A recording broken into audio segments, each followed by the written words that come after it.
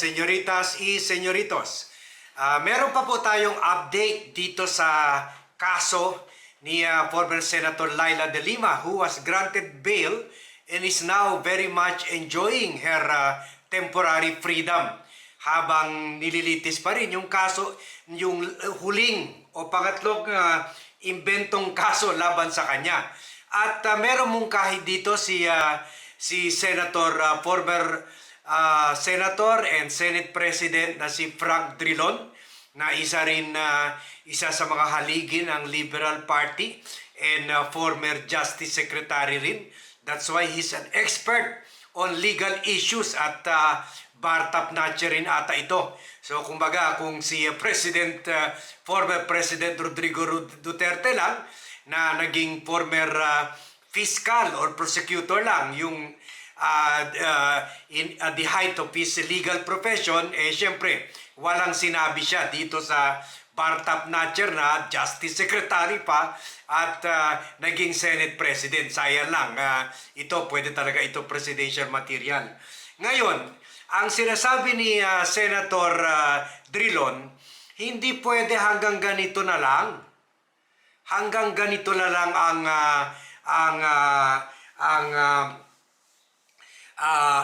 hanggang forgiveness na lang, hanggang kalimutan na lang yung dinaanan or injustice na that Justice Secretary o former Justice Secretary de Lima went through. Sabi niya dapat may managot dito. We should prosecute, we should go after, dapat kasuhan yung mga bata, yung mga cabinet members ni former President Rodrigo Roa Duterte na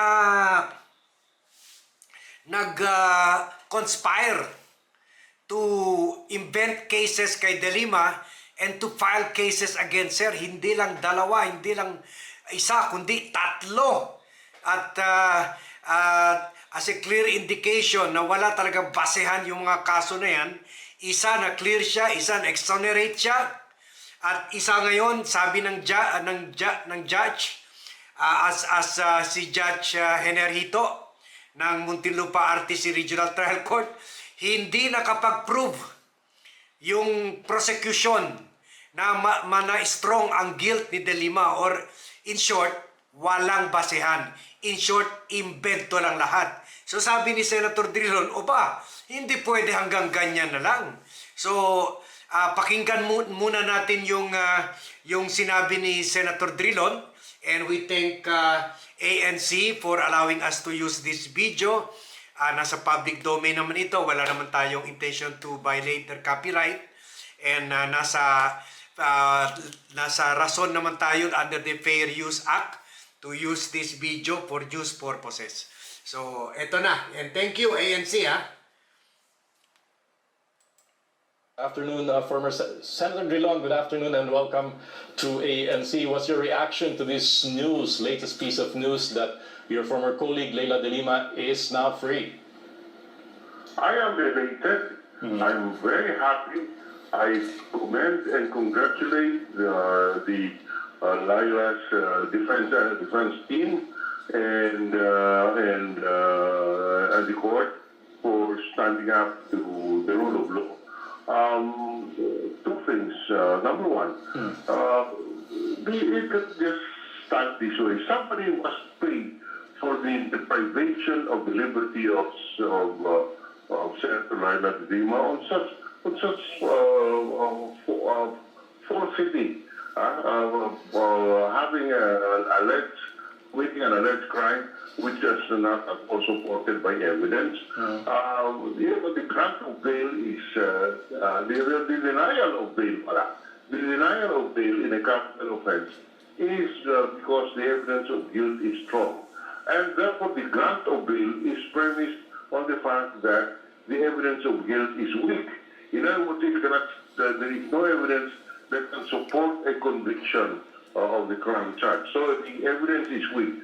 Somebody must answer for the having filed these charges against Lima. If I recall correctly, a former cabinet member of the Duterte administration was supposed to have intimidated witnesses in order to testify against De Lima. So I said, yes, De Lima, we are very happy the rule of law has prevailed, but who will answer for the suffering of Senator De Lima for the last 7 years because of invented and unwarranted charges Invented. that caused her to be deprived of liberty for the 7 years, including performing her job as a senator. It cannot just, there must be remedies under the law, and those who can be charged with coercing witnesses or giving false testimony or influencing witnesses to give false testimony should be answerable for this injustice done to Senator Laila. Okay, Senator De Leon, is this something that can happen right away? She is just out on bail. Sorry? Is this something that can happen right away? I mean, you're saying someone must be answerable. What are the next steps now? What can she do now to achieve that? This has to be decided by the lawyers whether they file the case now or until the formal acquittal is rendered. Because certainly as of today, there is no more, the evidence of guilt is weak. And unless there is new evidence, the same evidence cannot convict. And therefore the lawyers may decide to wait until the final acquittal before filing charges against those who are responsible for this because of unwarranted the filing of cases against Senator De Lima and the fact that she suffered.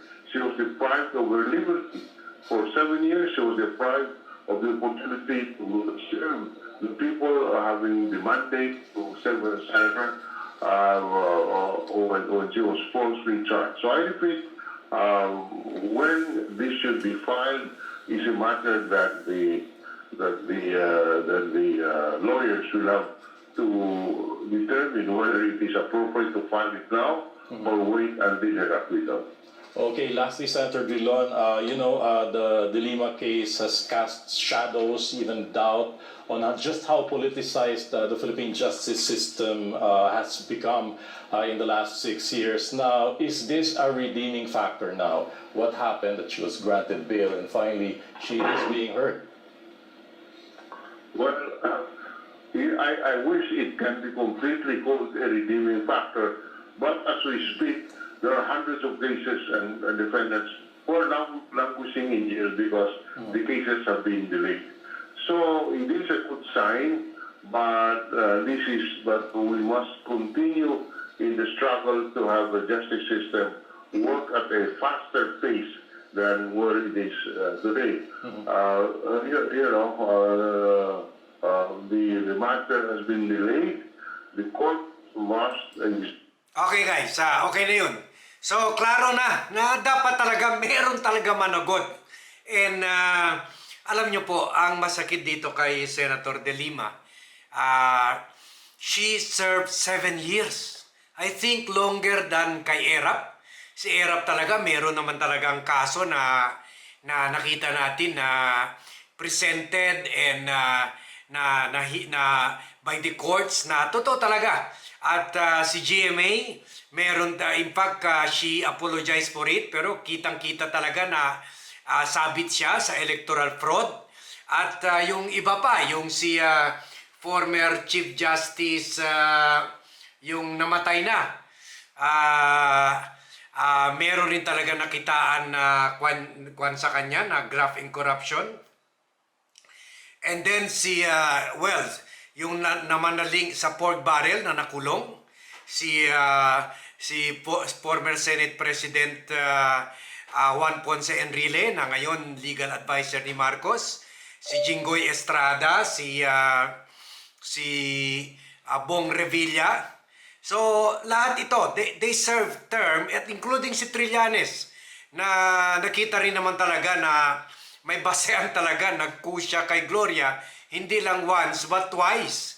Pero dito kay Laila De Lima, kumbaga yung mga yun na-exonerate at na-clear by pardon. Hindi yung nanalo sila sa kaso nila, kundi na-convict na sila, pero they were pardoned by the president that succeeded Pinoy. So, pero dito kay Juan, dito kay or kay sa case ni Estrada, si Gloria. So, ang nakikita natin dito, they're now free for political reasons. Pero dito kay De Lima, walang nagpardon sa kanya kasi walang conviction. But she was cleared by the two courts on two charges, earlier charges, and now yung third case naman kaya grinan siya ng bail dahil mahina ang kaso. So if we go back to her case, makita natin na ang sinabi ni itong yung si former acting Bucor chief na si Ragos na after Duterte left office, he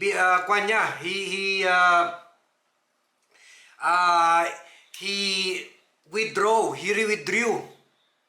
or bumaliktad siya sa accusation niya kay De Lima, saying na punersahan lang siya at tinakot siya. At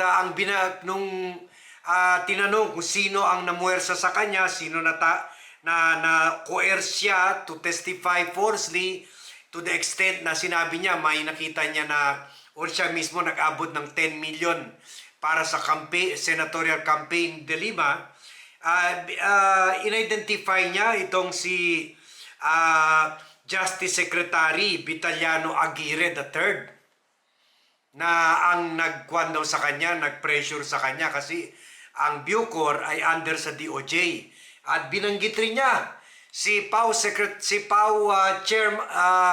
Head Director, Public Affairs Office Director na si Presida Acosta at dalawa pang prosecutors. At before pinailan itong kaso kay De Lima, nagsimula rin ito sa Kongreso. Yun lang, yung isang congressman na niluto nito ay namatay na ng COVID.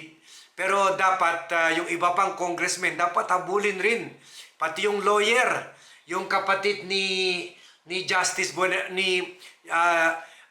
Judge Buenaventura na for the longest time dinidina yung bail ni De Lima, inuupuan yung kaso, dinidelay yung kaso, na it turn out later on yung kapatid pala niya ay naglo-lawyer doon sa isa sa mga nag-akusa kay De Lima, at yun ring kapatid na yun na staff rin nung isang congressman na matay na, at inamin niya sa past interview siya pa ang gumawa ng affidavit yung nag-akusa kay De Lima. So doon pa sa Kongreso nagsimula na yung conspiracy to really put De Lima in jail. So dapat lahat ito kasuhan. And I don't agree with Senator Drilon na hintayin pa matapos yung third case.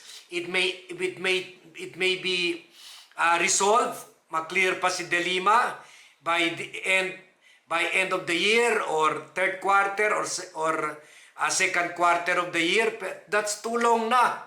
Kahit second quarter is too long na. Dapat they should already start the process at dagdagan na lang yung ebidensya kung na-clear siya ulit. Yun lang dalawang kaso kung saan na-clear siya, at saka yung pagbawi ng false testimony nila ng mga nag-akusa kay De Lima. Sapat na yun to be used as basis to go after the Duterte Boys. At malay nyo, makakita pa sila ng proof na this goes all the way to former President Duterte. So we'll see kung saan mapunta ito. But please share this vlog. Let's press on. Let's ask and if not pressure the lawyers of De Lima para habulin ng mga ito, kasi we don't want later on meron na naman kahit nangyayari na ito sa ordinaryong tao, baka mangyari pa ito sa future mga matitinong politiko. Kasi galit na galit si Duterte dito kay De Lima kasi siyang unang naka-expose sa Davao Death Squad existence. So unforgiven talaga siya ni Duterte dahil sa ginawa niya yun. Kaya dapat hindi na maulit itong ganito, and we should go after those involved dito. So please share this vlog and tell people to in their comment section, in their caption, justice for De Lima. Dapat makulong yung mga nagpakulong sa kanya. It is about time that they taste the bitter taste of their own medicine. So thank you very much for watching and see you in my next vlog.